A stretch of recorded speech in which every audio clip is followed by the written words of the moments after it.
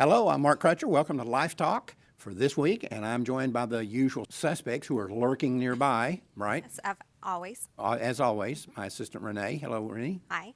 And Melissa from Texas Right to Life. Good to be here. And Elizabeth from Texas Right to Life. Howdy. Howdy. Thank you guys like for being that. here again. You like that? I do. Yeah, it's very Texan. All right, we got some neat stuff to talk about, as always, but first we're going to take 2 minutes to check in on the news.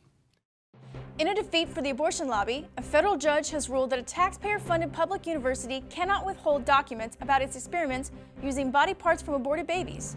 The suit originated when pro-life activist David DeLayden exposed a connection between the University of Washington and Planned Parenthood, in which aborted babies were being sold for the university for medical experiments.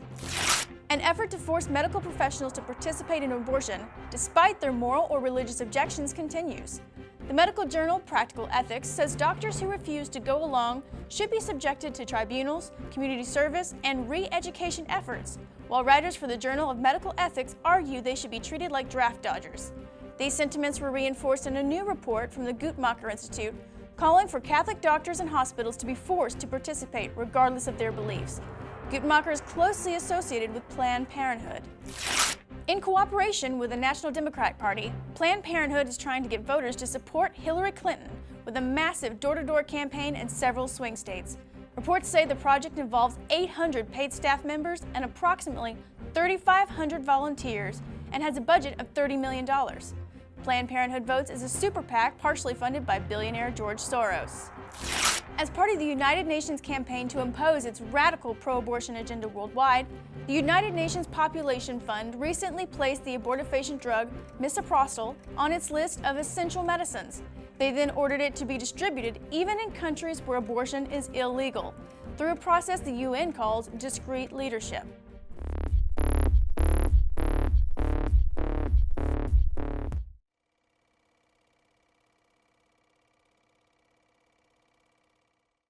All right, let's get busy here. First off, before we get our guest on, we had a sad situation. You know, we've talked recently about how often some of the pro-lifers are getting older, and we're losing some along the way. Yes. And we just lost another one, Phyllis Schlafly. Yes. One of the champions for the pro-life movement for many, many years. And I had a lot of personal experience with her. I did some seminars for Eagle Forum years ago. And when I first got in the pro-life movement, you know, when you're young and you come into this, now I'm old and still in it, but when I was young and first came into it, y'all laugh all you want to. You'll be old one day. Hey, listen, I've told Renee this before. When I first got in this, it was not uncommon for me to come back home and tell my wife I was in this meeting of national pro-life leaders, and I was by far the youngest person in the room. Now I can go to them, I'll be the oldest person in the room. You'll be there. I'm happy to bring in the caboose. Are you? Right, okay, well that's... Anyway, so y'all make fun of me being old and half dead and worn out and all that stuff. And Renee, of course, has got the most to gain, and she's already given me E. coli. I'm afraid to start my car. I got one of those remote start things because she's out there laying underneath my car with some kind of wiring and some soldering gun or something. Yes. You know, I have to watch her like a hawk. But anyway, when you come in and you're new and you kind of make a big splash like I was fortunate enough to do when I first came in, you do get, unfortunately, the pro-life movement's made up of human beings, and you get people who are jealous and who see you as a threat and so forth. And I got a lot of that. But one of the people who welcomed me in and told me how happy she was to see me doing what I was doing was Phyllis Schlafly. And that meant a lot to me. She and a few others, Father Marks and Bill Price here in Dallas and Judy Brown even, welcomed me in. But, you know, you get a lot of pushback, and I understand that. And, you know, they see you as a threat. But Phyllis didn't do that. And she was an icon in the pro-life movement, like Father Marks was at the time. And that meant a lot to me to have her say, hey, don't worry about all these people that are bashing on you. Just, you're doing good work. Just come in and, you know, welcome aboard. And then she started sponsoring some of my seminars and stuff. So she was a great lady, and she fought a good fight, and she fought a fight on a bunch of different levels, and she's going to be missed. And I know that our guest here was closely associated with her because they're both from Illinois. His father, Joe Scheidler, was a friend of Phyllis's, and I'm sure Eric was as well. Hello, Eric. How are you doing, sir? I'm doing just great. And how is that old man of yours doing? Oh, he's doing real well. Just celebrated his birthday, and You know, he comes into work every day, in his late 80s, still very active, and really a tremendous resource for us at the Pro-Life Action League and for the whole pro-life movement, because he has such a long history and long memory and has such wisdom about how to go about trying to transform people's minds and hearts on this issue and confront the abortion industry and make gains and continue to move forward as a movement. Yeah, he is definitely one of the giants of the pro-life movement and always has been. And he has some neat characteristics in his personality. And one of them is he writes down everything. If he has a meeting with you or if you talk to him on the phone, he has a little journal that he keeps. He writes down everything that was said. He wants to remember everything. He doesn't have to remember everything. That's right. And I'm sure you share with me the feelings about Phyllis passing, but oh yes, she was a giant too, right along with your father. And well, I was very honored. Back in 2007, Planned Parenthood opened up what was at that time the largest abortion clinic in the entire Midwest, in the town of Aurora, Illinois, where I happened to live. And I was leading the local opposition to that clinic. It became an international story. Cecile Richards, CEO of Planned Parenthood herself, called it ground zero in the fight for reproductive rights, as she puts it. And I was really touched in the midst of all of this, tremendous controversy, that Phyllis sent me a really beautiful portrait of an eagle with a handwritten note on it from her commending the work that I was doing fighting Planned Parenthood. And I looked at that wistfully when she passed away, because there's a little piece of history for me to have had that acknowledgement. So very grateful for her incredible legacy. well, all these people we've lost, whether it's Father Marks or now Phyllis or any of the people that we've lost in the last few years, the best way we can honor their legacy is to win this fight, is to stay at it and win this fight. That's what all of them, I knew all these people, and I'm going to tell you, if you said to them, right now, what would you want us to do to show our respect for you, they'd say, get out there and win. That's what every one of them would say. That's what we're going to do. And we are winning. That's the other thing. That's a constant theme that we talked about here. The abortion industry is in a state of near collapse. Public opinion is switching dramatically toward the pro-life position. And we're going to continue to educate people about what goes on inside these places, because that's how you beat them. That's right. Exactly how you beat them. Eric, I know that they're trying to come after you guys with a bubble zone law like they've used in other states. Give us a real quick rundown on what's happening there in Illinois related to this. Well, some years ago, the city of Chicago enacted a bubble zone in order to make it more difficult for us to reach out to clients coming into abortion centers, especially Planned Parenthood. The alderman who actually proposed this law, one of her clients, or one of her constituents, I should say, is Planned Parenthood, so it's right there in her ward.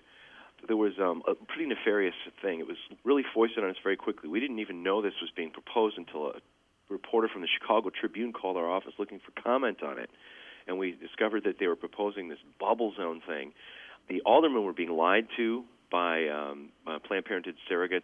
They were being told this was some sort of protection from churches so that people couldn't protest outside of a church. Maybe they were trying to conjure up images of Westboro Baptist or something like that. We weren't able to reach the aldermen quickly enough to stop this thing from being passed because the propaganda was out there. We had the Catholic Archdiocese of Chicago reached out to clarify this is not what this bill is about. This is about trying to protect the abortion industry. And we protested at City Hall and appealed to the mayor and basically shut down the phone system over there with our calls to then Mayor Daley. They passed the legislation, and immediately it began to have an impact on our pro-life work. And it was intended to. This bill is extremely confusing. Let me see if I can even explain it. Imagine a 50-foot circle around an abortion clinic with the abortion clinic entrance at the center of that circle. Well, once you enter that 50-foot zone around an abortion clinic, now you're surrounded by an 8-foot zone. You're inside of an 8-foot bubble.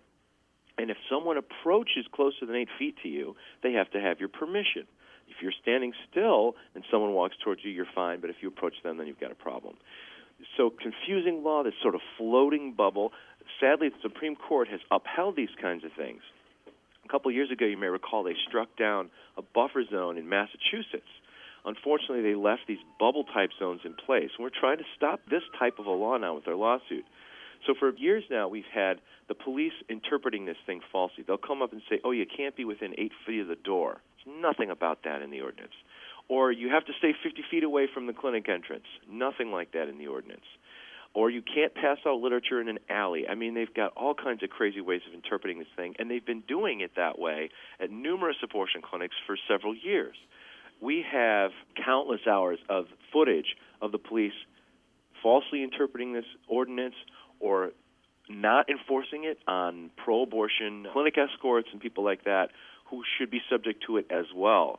So we have a really strong case of this law being misapplied for the people that are trying to reach out and offer abortion alternatives, and a really strong case. I'm very excited to have amassed this evidence and to have filed our lawsuit in federal court to try to overturn this version of a bubble or buffer zone. Because if we can do that with this situation in Chicago, we'll be able to strike down the last few remaining bubble zones around the country, including the one in Colorado that was upheld by the Supreme Court way back in about 2001 or so. Well, you guys have a long history of doing this sort of thing with now Scheidler that lasted for, 25 years or something?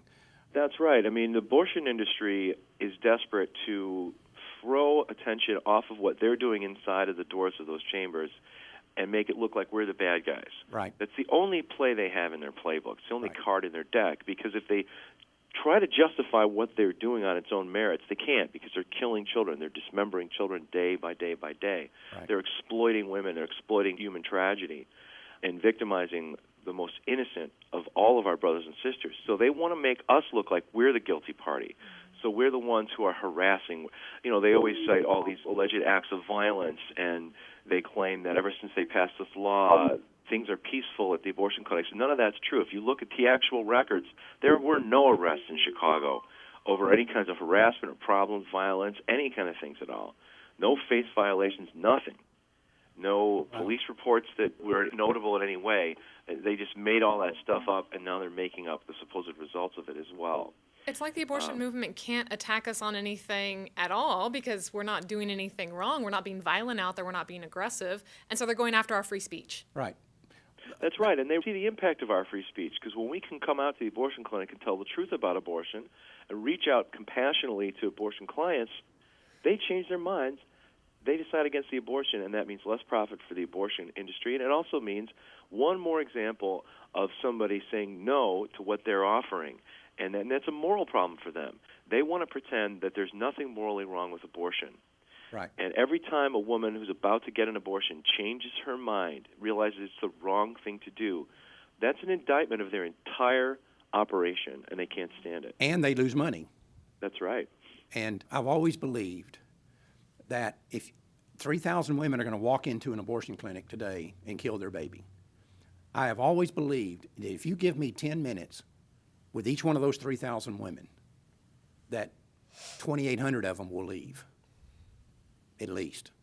So with this bubble zone in place, are y'all able to reach out to these women that are going in? Are y'all having any luck talking to them or changing minds? We have still been able to reach out, and we have still been able to save babies from abortion, even with this law in place. Certainly. It makes it more difficult, though, and it's not so much the law itself as literally applied, because all you really have to do is station yourself, stand still, and let someone approach as they're walking towards the clinic, or just stand at the edge of the parking lot and ask them to come and talk to you. The problem is when the police come out, or when the clinic operators themselves misinterpret this law and say you have to be 50 feet away from somebody, or you have to be 8 foot away from some random spot that they pick, or you're not allowed to pass out literature, or whatever weird version of an attack on civil liberties they come up with on the moment. That's where the thing really has an impact, and it's not knowing. It's not knowing from one day to the next, how is this police officer going to interpret this law? Are the cops going to come racing out as soon as the clinic calls, or are they going to be reasonable and understand that they can't disrupt our free speech like this? Right. So that creates an anxiety and an uncertainty that can be exploited by the abortion industry. Do you have the same type of confusion being perpetuated by the media? Are they putting misinformation out there as well that not only confuses women that might be entering the clinic, but just public sentiment in general? Well, we have a mix because, oddly enough, and this is one of those times when a broken clock is right, the ACLU of Illinois is opposed to this ordinance as well and came out against it originally when it was first proposed and has maintained that position. They think it's an attack on freedom of speech, and we're really pleased to have this kind of an unusual ally in this case. Well, so that means that sometimes the media has reported this thing more honestly, and they've told our story. Of course, they also give ample opportunity to the abortion industry to talk about how we're harassing people and how this law has made the entire experience at the abortion clinic so much more. Eric, two things I want to assure you of. The only reason the ACLU is taking that position is because of their link to labor unions. They recognize that if this thing stands, somebody's going to come along, some company's going to come along and use this exact same ordinance to go after labor unions. And that's the reason that the ACLU is taking that position. But the other thing I can assure you, the vagueness with which these laws are written is done intentionally. Oh, yes. Because they want to ferment that confusion because they've got nothing to lose. If a police officer comes out and either intentionally or even not intentionally misinterprets the law and applies it to y'all, then the abortion clinic profits from that. If they apply it literally, like it was vaguely written, then the abortion clinic doesn't lose anything. So they don't have anything to lose by creating this confusion. And I can assure you that when they sat down, and I also assure you that Planned Parenthood is the one who wrote this ordinance. They had some attorney that's on their staff who wrote this ordinance, and then that was proposed to the city council or to the alderman or whoever. They're the ones who wrote the ordinance, and their attorneys intentionally wrote it vague so that it could be applied as broadly as possible, and you couldn't then come back and sue the city or sue the police officer for if it was laid out clearly in black and white and they misapplied it, you'd have a lawsuit against them, and they know that, so they make it vague on purpose. I can't help but think who the author of confusion is. I wonder who that might be. Hey, Eric, thanks a lot for joining us and bringing us up to date on this, and if something new happens, be sure and let Renee and I know so we can have you back on, and say hi to your father for us. Keep up the good fight. Thank you so much. Will do. And, keep this case in your prayers. Cases like this take forever, but we will prevail in the end. You certainly will, because you've got a fighter to use as your mentor. He fought the now Scheidler thing for, 25 years? Yeah. Something like that he fought that, and he prevailed, and so will you, Eric. So you've got a good role model there. Thanks so much. Thank you, Eric. Thanks for joining us. That's an obscenity, but let's talk about another obscenity, and we've kind of touched on this before. In Nashville, Tennessee, the Catholic Diocese of Nashville is backing a policy in their schools for sex education. And this is not just sex education, teaching kids the mechanics or what sex means or anything like that. This is basically pornography. Yes, it is. If we put the stuff out that they're teaching, and when we sent that out on a DVD, we might be in trouble legally. Mm-hmm. And yet they would tell us to a 10-year-old kid, 10-year-old girl in a class, they're going to tell this stuff too. I mean, this is porn that's being put out by the Catholic Diocese there in Nashville. To make matters even worse, they're telling parents, the Catholic parents of these Catholic children, that they cannot opt out of this sex education. They are mandated to attend these sex education classes. This is a scandal. This is an obscenity right here that they're doing. It's a violation of parental rights. It's a violation of the innocence of children. Yes. When they were contacted by LifeSite News, the school basically said that when you send your kids to this Catholic school, you lose any rights to complain about what we teach them. The parents don't have that right anymore. They suggested that when parents send their children to a school, they hand over their right and duty as primary educator. Do you do that when you send your kids to Ponder Public Schools every day? Do you hand over your rights to that school? No, and the Mama Bear has definitely come out with this article because this is infuriating. My kid would no longer be involved with that school, period. The things that they talk about, the things that they say, just like you said, are pornographic. These kids have no business knowing some of the things that they discuss, no business whatsoever. And the school has no business telling these kids they have to attend these classes. No. Apart from that, one of the mothers even said, why can't Catholic schools simply be Catholic? I mean, the content of these classes is egregiously offensive to everything the Catholic Church holds as true and teaches. They're teaching all these different forms of contraception. I mean, if you go through Catholic teaching, you see that not only does the Catholic Church oppose hormonal contraception because of its possibility to cause early abortions, to be abortifacients, they also teach that contraception goes against God's design for marital love and married life and family. And that's the content of this class. It's not Catholic by any stretch of the imagination. It sounds like these people are Catholics for choice. They're not true Catholics. No, and you're the only person here that was raised Catholic. Yes, sir. Amongst us four. Would your parents have stood for this? Oh, not on a cold day in hell. Right. Now, if you want to know the true outrage here, in Tennessee, where this is happening, parents are allowed to opt their kids out of public education in sex education if they object to the content of it, but not in a Catholic school. This is, it's so outrageous, it's almost unbelievable. You think, no, I'm missing something here. But I'm going to tell you something. Years ago, I did a speech down in Florida, some part of Florida. I don't remember what city it was now. But when I got there, the family that picked me up at the airport was a good Catholic family, and they were outraged because the Catholic diocese in their city was doing the same thing. And the bishop down there had come out and stated that these children cannot opt out of these classes. And they had all these Catholic parents down there now withdrawing their kids from the Catholic school and putting them in public school where they can withdraw from that. By the way, the next year, Planned Parenthood gave their Man of the Year award to that bishop, and he accepted it. It is truly mind-boggling that this goes on. And we did a study here many, many years ago. We stumbled across some information about not Catholic schools, but Christian schools, all Christian schools, that throw girls out if they get pregnant. And it came up in context of Christ for the Nations here in Dallas, who I had done a seminar for, and while I was there, I had lunch with one of the dean of students, I think is what he was, and he told me that, and he and I got into it. And I said, you guys are always the first ones at the pro-life events. You show it with buses there. But then you're sitting here telling me that you throw a girl out of this high school if she turns up pregnant. Where do you think she's going so that you don't find out if she's pregnant or not? She's going to go to the Roost Street abortion clinic.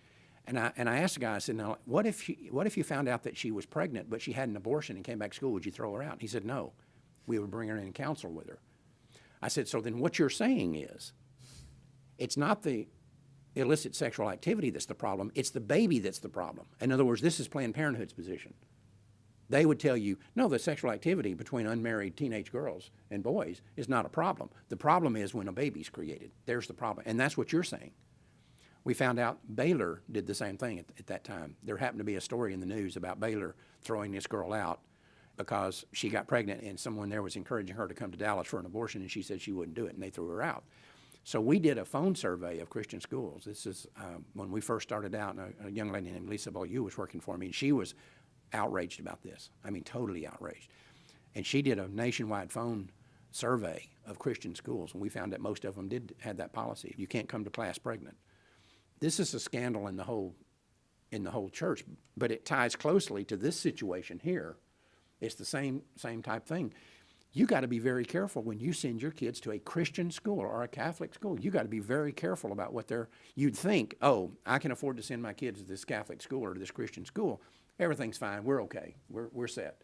You better be checking and seeing what's going on. Well, parenting is incredibly important, and parents should be able to have the right to say what takes place in their children's education. And in this case, with this Catholic high school, they're no longer able to do so. I defy anyone to call me and tell me that they would have no problem with their kids being taught these things. I just put a few bullet points in here from that deal. Are you telling me that, let's say you went to this Catholic school, that you say your parents would have gone berserk? You know, what would you have thought about if you're sitting in a classroom and they're talking about this stuff when you're, say, 12 years old? I'm too much of a fireball to sit there silently. I mean, apart from sitting there blushing, you can't help but speak up when your parents have been helping to shape your conscience from the time you're little and being good parents and speaking up against these kind of explicit atrocities. It's mind-boggling that this would be going on. Is anyway, I don't know what to say about this, but I'm just telling you, we sent our daughter to a Christian school, but we kept an eye on what was going on. I mean, had Planned Parenthood showed up at that school, my daughter would have not being shown up there. But this school that I went to down in Florida, that the sex education that they were doing, they actually hired Planned Parenthood as a contractor to that Catholic school, and they were the ones that came in and did the sex education. And then the bishop said the children could not be exempted from it; they had to go. And so then you had all these parents taking their kids out of the Catholic school and putting them in the public school. Am I missing something here? I mean, I don't understand it. It's ridiculous. But you said you wouldn't put your kids in the Ponder public schools if they were doing this. But the Ponder public schools would not be allowed to do this. No, they wouldn't. But if there was a Wouldn't do Catholic it. school or a Christian school in Ponder, they would be. And some of them would actually follow through and do it. Yeah. We've got things totally upside down in this country in a lot of ways. And this is an obscenity. Well, good is called evil now, and evil is called good. So I've always said you that's- can't put feathers on your head and call yourself a chicken. Yeah. Right. You can. But Doesn't that make doesn't it make so. you a chicken. Nope.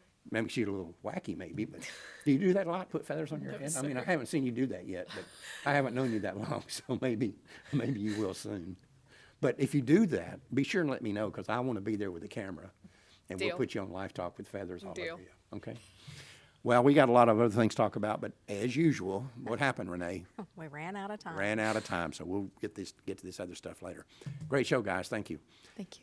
That's all the time we have, unfortunately, for this week. We'll see you next week. Until then, remember, Life Dynamics is not here to put up a good fight. We're here to win, because winning is how the killing stops.